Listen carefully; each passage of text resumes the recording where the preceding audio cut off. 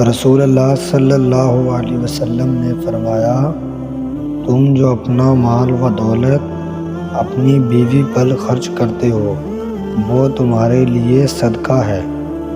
آپ صلی اللہ علیہ وسلم فرما رہے تھے کہ تمام اعمال کا دار و مدار نیتوں پر ہے، اور ہر عمل کا نتیجہ ہر انسان کو اس کی نیت کے مطابق ہی ملے گا۔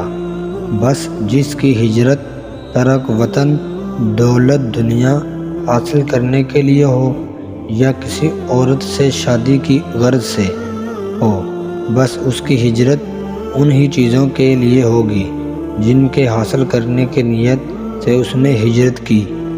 میرے نبی نے فرمایا، جو جھک گیا اور معاف کر گیا، میں گارنٹر ہوں اگر اس کی عزت کم ہو تو مجھ سے آ کے لے لے۔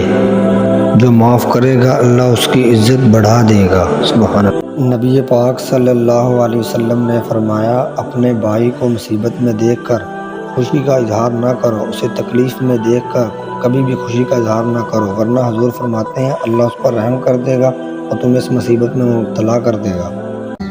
بڑی امید ہے سرکار قدموں میں بلائیں گے، کرم کی جب نظر ہوگی مدینے ہم بھی جائیں گے۔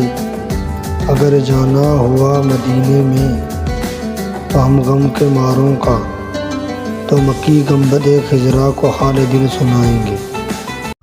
اور کوئی شخص نہیں جانتا کہ وہ کل کیا کام کرے گا، اور کوئی شخص نہیں جانتا کہ وہ کس سرزمین پہ اسے موت آئے گی۔ بے شک اللہ ہی جاننے والا ہے اور خبردار ہے۔ بندوں کو دکھ بتانے سے عزت میں کمی آتی ہے، اگر بندہ اللہ کو اپنے دکھ بتائے تو اللہ عزتیں بڑھا دیتا ہے۔